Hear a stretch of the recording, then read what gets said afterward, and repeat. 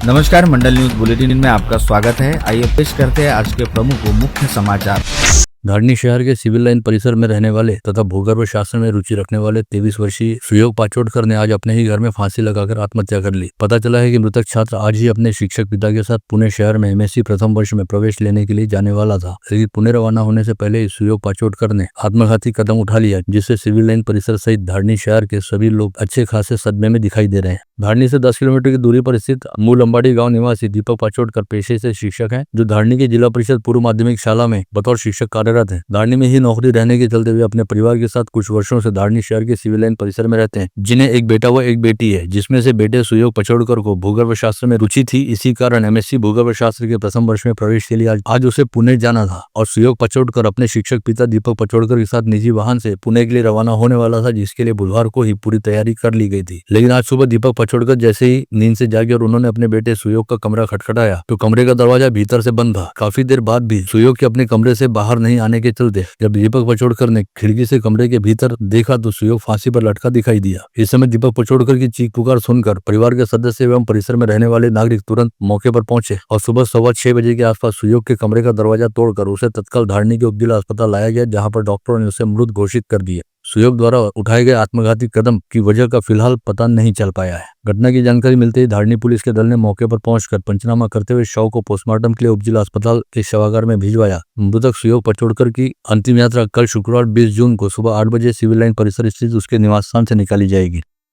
अमरावती फसल मंडी के पूर्व संचालक तथा शिव सहकार नेता के जिला प्रमुख गोपाल राणे ने आज सुबह अपने राठीनगर स्थित घर में फांसी लगाकर आत्महत्या कर ली। 50 वर्षीय गोपाल राणे कट्टर शिव सैनिक रहने के साथ ही पूर्व विधायक संजय बंड के बेहद नजदीकी साथीदार भी थे। राणे द्वारा उठाए गए इस आत्मघाती कदम के चलते राठीनगर परिसर स्थित पूरे शहर में अच्छा खासा हड़कंप व्याप्त है। गोपाल राणे आज सुबह हमेशा की तरह अपनी पत्नी के साथ मॉर्निंग वॉक पर गए थे और सुबह 6:30 बजे मॉर्निंग वॉक से लौटकर अपने घर पहुंचे, जिसके बाद वे सीधे अपने कमरे में चले गए और जब वे सुबह 9 बजे तक बाहर नहीं आए तो उन्हें उनकी पत्नी व घर के सदस्यों ने चाय नाश्ते के लिए बाहर आने के लिए आवाज लगाई। इस समय भीतर से कोई प्रतिसाद नहीं मिलने पर खिड़की से कमरे में झांककर देखे जाने पर गोपाल राणे फांसी के फंदे पर लटके दिखाई दिए। सूचना मिलते ही गाड़गीनगर पुलिस तुरंत मौके पर पहुंची। पता चला है कि गोपाल राणे ने आत्महत्या करने से पहले अपने कमरे में एक डायरी के पन्ने पर चिट्ठी भी लिखकर छोड़ी थी, जिसे सुसाइड नोट मानते हुए पंचनामे के दौरान पुलिस ने बरामद करते अपने कब्जे में लिया। मामले की जांच जारी।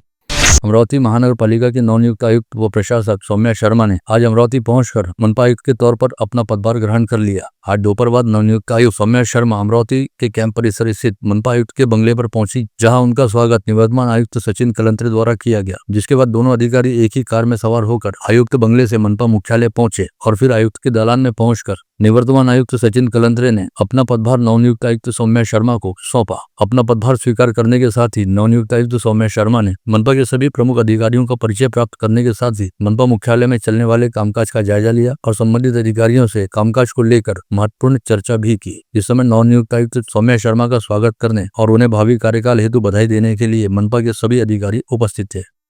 अमरावती शहर से जिले में आज दोपहर 4 बजे के आसपास चारों ओर झमाझम बारिश हुई। इसे मानसून की पहली बारिश माना जा रहा है। मानसून की यह पहली बारिश होते ही अमरावती शहर से जिले में तापमान में अच्छी खासी गिरावट दर्ज की गई और मौसम काफी हद तक सर्द भी हो गया। मानसून की पहली बारिश होते ही किसानों के चेहरे पर खुशी दिखाई दी और अब जिले में खरीफ फसलों की बुआई का काम तेज होने की पूरी उम्मीद जताई जा रही है।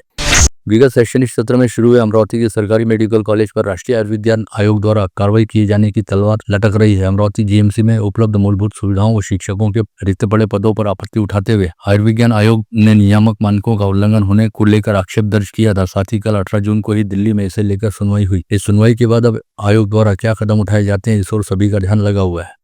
वहीं पिछले वर्ष से प्रारंभ हुई सरकारी चिकित्सा महाविद्यालय की एमबीबीएस की द्वितीय वर्ष की एनएमसी की मान्यता प्रक्रिया में रहने की जानकारी देते हुए अधिकारियों ने अमरावती मंडल को बताया कि पर्याप्त स्टाफ अगले माह में न केवल अमरावती बल्कि राज्य के सभी मेडिकल कॉलेजों में नियुक्त हो जाएगा। एनएमसी ने स्टाफ व अन्य कुछ सुविधाओं की खामी को देखते हुए नए सत्र की मान्यता को रोक रखा था।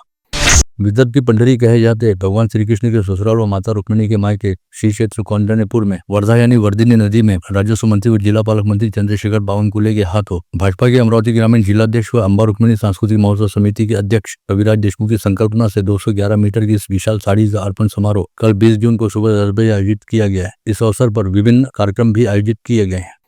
अमरावती जिले में जून माह के पहले पखवाड़े में मूसलाधार बारिश और तेज हवाओं के चलते बाधित क्षेत्रों का तत्काल पंचनामा करते हुए रिपोर्ट पेश करने के निर्देश जिले के पालक मंत्री व राज्य के राजस्व मंत्री चंद्रशेखर बावनकुले ने कृषि व राजस्व विभाग को दिए हैं।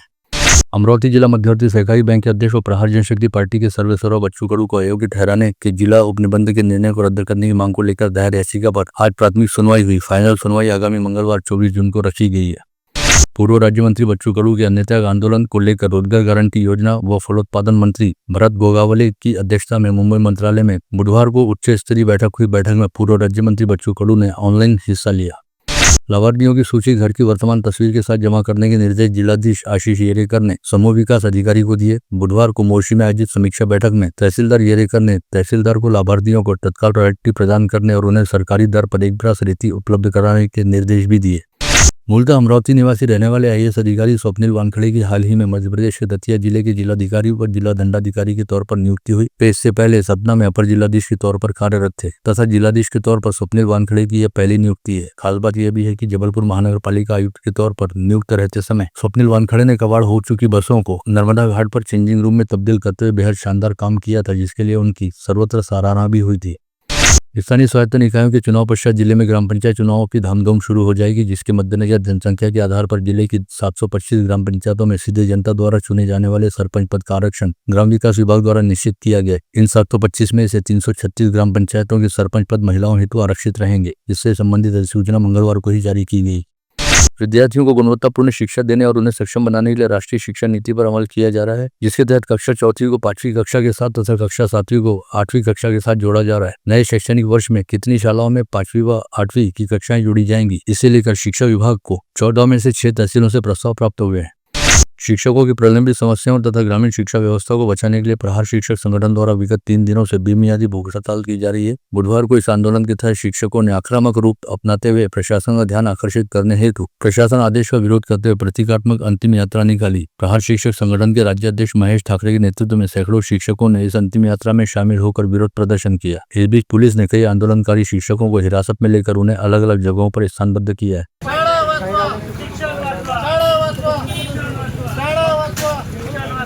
शिक्षण आमच्या हक्काचे, शिक्षण आमच्या हक्काचे. तर ते मला नाही वाटत की कायद्याचं आम्ही कुठं उल्लंघन केलं, कारण आम्ही काही कुठला GR जाळला नाही आहे. आम्ही फक्त प्रतिकात्मक अंतयात्रा त्या शासन आदेशाची काढलेली आहे आणि आम्ही एक शिक्षक म्हणून त्याचा निषेध करणं हे आमचा हक्क आहे, तो आमचा मूलभूत अधिकार आहे. कारण जर शिक्षण व्यवस्था जर बर्बाद होत असेल तर आम्ही त्याला समर्थन कसं करणार आणि ते कशासाठी पाहणार आम्ही डोळ्याने. युवा स्वाभिमान पार्टी के अध्यक्ष व विधायक रवि राणा द्वारा बडनेरा निर्वाचन क्षेत्र में शामिल प्रभाग क्रमांक 21 जूनी बस्ती बडनेरा के विविध रिहायशी इलाकों में मूलभूत सुविधाओं के कामों हेतु करोड़ों रुपए की निधि मंजूर कराई गई है, जिसके बाद युवा स्वाभिमान पार्टी के मार्गदर्शक सुनील राणा के हाथों विविध परिसर में किए जाने वाले विविध विकास कामों का भूमि पूजन करते हुए विकास कामों का शुभारंभ किया गया। साईनगर प्रभाग में रहने वाले युवा स्वाभिमान पार्टी के पदाधिकारी सचिन बेंडे ने परमहंस कॉलोनी में लंबे समय से चल रही नाली की समस्या को लेकर नागरिकों की ओर से शिकायत मिलने पर तुरंत इस काम की शुरुआत कराई और कहा कि प्रभाग का विकास ही उनकी अपनी पहचान है।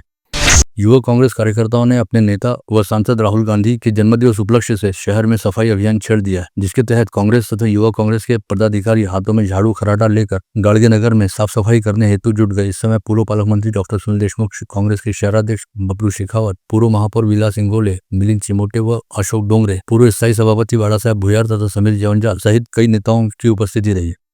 युवा स्वाभिमान पार्टी की ओर से सुनील राणा के नेतृत्व में पार्टी के पदाधिकारियों ने आज दोपहर अमरावती के नए जिलाधिकारी आशीष येरेकर का पुष्पगुच्छ देकर स्वागत किया, साथ ही उन्हें जिले के विकास कामों हेतु शुभकामनाएं दी। दरियापुर तहसील की चर्चित देवदा ग्राम पंचायत की सरपंच प्रतिभा माफड़े को राज्य के ग्राम विकास तथा पंचायत राज विभाग ने अपात्र घोषित किया है। प्रदीप बड़तकर द्वारा दायर अपील पर यह महत्वपूर्ण निर्णय आने की जानकारी देते हुए बताया गया कि प्रतिभा माफड़े तीसरी बार अपात्र घोषित हुई है। शहर के बालाजी प्लॉट परिसर में सीमेंट की सड़कों के कारण बारिश का पानी जमीन में रिस नहीं रहा, जिसके चलते क्षेत्र का भूजल स्तर तेजी से घट रहा है। ऐसे में पेशे से इंजीनियर रहने वाले सुनील सहस्त्रबुद्धे ने पानी रोको पानी बचाओ का पूर्ण प्रयोग शुरू किया, जिससे भूगर्भीय जल स्तर के बढ़ने की संभावना बालाजी प्लॉट निवासियों द्वारा व्यक्त की गई। शरद पवार गुटवाली राष्ट्रवादी कांग्रेस पार्टी के नेता व राज्य के पूर्व मंत्री राजेंद्र शिंगणे के बुल्ढाना में चिखली रोड स्थित बंगले में 18 जून की शाम किचन में रखे फ्रिज के कंप्रेसर में जबरदस्त विस्फोट हुआ और इसके बाद आग भी लग गई। सौभाग्य से सब बंगले में कोई भी मौजूद नहीं था, जिसके चलते कोई जीवित हानि नहीं हुई। वहीं पूर्व मंत्री के बंगले में हुए विस्फोट की जोरदार आवाज सुनकर पूरे परिसर में जबरदस्त हड़कंप व्याप्त हो गया। घटना की जानकारी मिलते ही दमकल दस्ते ने तुरंत मौके पर पहुंचकर इस आग पर काबू पाया। बुल्ढाना जिले के अमडापुर पुलिस थाना क्षेत्र अंतर्गत हरणी फाटा परिसर में नाकाबंदी के दौरान पुलिस के पथक ने दोपहिया सवार को संदेह के आधार पर रुकवाकर उसकी तलाशी ली तो सिराजगांव कस्बा निवासी शेख रिजवान शेख उस्मान नामक दोपहिया सवार के पास से 3,20,201 रुपए की नकद बरामद हुई, जिसके बारे में पूछताछ करने पर पता चला कि शेख रिजवान ने अमरावती के राजापेट पुलिस थाना क्षेत्र अंतर्गत एक ट्रक से 3.5 लाख रुपए नकद चुराए थे। यह जानकारी मिलते ही अमडापुर पुलिस ने नकद रकम व दोपहिया वाहन से शेख रिजवान को अपनी हिरासत में लेते हुए उसे आगे की कार्रवाई हेतु राजापेट पुलिस के हवाले किया। आज दोपहर एक व्यक्ति ने पुलिस के डायल 112 पर फोन करते हुए अकबर नगर परिसर में 18 साल के युवक की हत्या हो जाने और इस परिसर में AK-47 राइफल रहने की जानकारी दी, जिसके बाद पुलिस महकमे में हड़कंप मच गया और नागपुर गेट पुलिस सहित क्राइम ब्रांच के दोनों दल, CIU दल व पुलिस के आला अफसर तुरंत घटनास्थल पर पहुंचे, लेकिन कहीं कोई दिखाई नहीं दिया। जिसके बाद पुलिस ने कॉल करने वाले व्यक्ति को खोज निकाला, लेकिन उसने पुलिस से बचने के लिए खुद के शरीर पर ब्लेड से वार कर अपने आप को घायल कर लिया। यह घटना कल बुधवार 18 जून की शाम घटित हुई। क्राइम ब्रांच के जवान रहने का दिखावा कर बुधवार 18 जून को दिन दहाड़े 12 बजे के दौरान पूर्व विधायक के सुई सहायक के भाई को लूट लिया गया था। इसी तरह की घटना मोर्शी शहर के महादेव कॉलोनी में भी घटित हुई। दोनों घटनाओं के बाद ग्रामीण अपराध शाखा तथा तिवसा व मोर्शी पुलिस के दल ने आरोपियों की तलाश सरगर्मी से शुरू की है और दोनों घटनाओं के CCTV फुटेज जब्त किए हैं। लूटपाट करने वाली गैंग ईरानी रहने का अनुमान लगाया जा रहा है। नागपुर गेट थाना क्षेत्र के सुफिया नगर में सनोवर सबा अनीस खान नामक 23 वर्षीय विवाहित महिला ने 17 जून की शाम फांसी लगाकर आत्महत्या की थी, जिसके बाद मृतक महिला के परिजनों और रिश्तेदारों ने सनोवर सबा की हत्या किए जाने का आरोप लगाते हुए पुलिस से मामले की गहन जांच करने की मांग की। इसके चलते पुलिस ने मृतक महिला के घर के पास से CCTV फुटेज जब्त किए। साथ ही अब सनोवर सबा की पोस्टमार्टम रिपोर्ट मिलने का इंतजार है। अंजनगढ़ सूर्जी परतवाड़ा मार्ग के पांडरी खानमपुर गांव की पूर्व महिला सरपंच के घर के सामने खड़े 3 वाहनों को किसी अज्ञात शरारती तत्व ने आग लगाकर जला दिया। इस घटना से पांडरी गांव में खलबली व्याप्त है। एक पेड़ के नीचे ऑटो में सोए व्यक्ति की जेब से 10,000 रुपए नकद सहित मोबाइल लूट लेने वाले आरोपी को अपराध शाखा यूनिट 1 के दल ने गिरफ्तार किया। पैसा खत्म होने के बाद चोरी का मोबाइल बेचने का प्रयास कर रहा था और इसी चक्कर में लुटेरा पुलिस के हत्थे चढ़ गया। पकड़े गए आरोपी का नाम लालखड़ी निवासी फारूक खान अयूब खान बताया गया। दांडी तहसील के गड़गा मालूर निवासी 5 भाइयों को रेत तस्करी में दुविधा निर्माण किए जाने का संदेह होने से उन्होंने सोमवार 16 जून को श्रीकांत जायसवाल के बिजू धावड़ी से अखोट मार्ग स्थित ढाबे को पेट्रोल डालकर जला दिया था। इस मामले में पुलिस ने 4 लोगों को गिरफ्तार किया है, वहीं एक आरोपी अब भी फरार है। गाड़ीनगर थाना क्षेत्र के नांदगांव पेट शेगांव डोले लेआउट में महेश बजाज की जमीन पर फेरफार के झूठे दस्तावेज बनाकर पहले कब्जा करने और बाद में 25 लाख से 1 करोड़ की मांग करने के मामले में पुलिस ने शिकायत के आधार पर विष्णु व्यास व एक महिला के खिलाफ विभिन्न धाराओं के तहत मामला दर्ज किया। नागपुर के थाना क्षेत्र अंतर्गत अकबर नगर के जुआ अड्डे पर क्राइम ब्रांच यूनिट 1 के दल ने छापा मारकर 6 जुआरियों को गिरफ्तार किया। साथ ही उनके पास से 49,940 रुपए का माल जब्त किया। लिव इन रिलेशनशिप में रहते समय आर्थिक किल्लत महसूस होने के कारण एक युवक ने दोपहिया वाहनों की चोरी शुरू की और इन वाहनों को गडचिरोली ले जाकर बेच डाला। राजापेट पुलिस ने खरैया नगर निवासी साहिल अनिल राउत नामक आरोपी को गिरफ्तार कर उसके पास से 6 दोपहिया वाहन जब्त किए। बडनेरा पुलिस थाना अंतर्गत अकोला महामार्ग पर गोकुल ढाबे के सामने ST बस ने सामने से आ रहे दोपहिया वाहन को टक्कर मार दी, जिससे दोपहिया पर सवार विलास दवाड़े व अमोल चौधरी नामक 2 युवक घायल हो गए। हादसे के बाद बस चालक अपनी ST बस सहित मौके से फरार हो गया। मोर्शी के ओमनगर में रहने वाली 34 वर्षीय महिला विगत मंगलवार 17 जून की सुबह से अचानक गायब हो गई थी, जिसका शव दुर्वाड़ा खलियान परिसर में कल बुधवार 18 जून को सुबह 8 बजे बरामद हुआ। पुलिस मामले की जांच कर रही है। कृषि विभाग के तहसील स्तरीय मोबाइल पथक ने बुधवार 18 जून की शाम दरियापुर के विदर्भ कृषि सेवा केंद्र पर छापा मारा, जहां पर उन्हें अजीत 155 कपास के बीज का संग्रह दिखाई दिया है, जिसके बारे में दुकानदार की ओर से कोई समाधानकारक जवाब नहीं मिला, जिससे निष्कर्ष निकाला गया कि उक्त दुकानदार अजीत 155 कपास के बीज की कृत्रिम किल्लत निर्माण कर ज्यादा दाम में बीज की बिक्री कर रहा था। किसी अन्य युवक से बात करने से गुस्साए नाबालिग लड़के ने अपने परिचय में रहने वाली नाबालिग लड़की के साथ बीच रास्ते में लाठी से बेदम पिटाई की। यह घटना अकोला शहर में घटित हुई, जिसका वीडियो सोशल मीडिया पर जमकर वायरल है। इस मामले में अकोला की खदान पुलिस ने 3 नाबालिगों को गिरफ्तार किया, जिसके बाद यह जानकारी भी सामने आई कि पिटाई करने वाले नाबालिग लड़के ने नाबालिग पीड़िता के साथ जबरन शारीरिक संबंध बनाते हुए उसके साथ बलात्कार भी किया था। बालापुर तहसील अंतर्गत शेगांव मार्ग पर एक कुएं में एक युवक का शव लटकी हुई अवस्था में बरामद हुआ, जिसकी शिनाख्त बुल्ढाना जिले की संग्रामपुर तहसील अंतर्गत निरोला गांव निवासी अंकुश सुरटकर के तौर पर की गई। मामले की जांच करते हुए पुलिस ने निष्कर्ष निकाला कि उक्त युवक की हत्या कर इसे आत्महत्या का मामला दर्शाने हेतु उसके शव को कुएं में लटका दिया गया। मामले की जांच जारी है।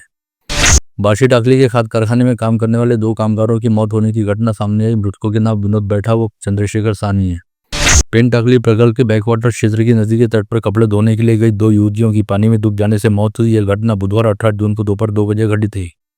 अकोला शहर कोतवाली पुलिस ने चोरी की मोटरसाइकिल के साथ एक आरोपी को गिरफ्तार किया। पुलिस ने चुराई गई सुजुकी एक्सेस मोटरसाइकिल भी बरामद की है।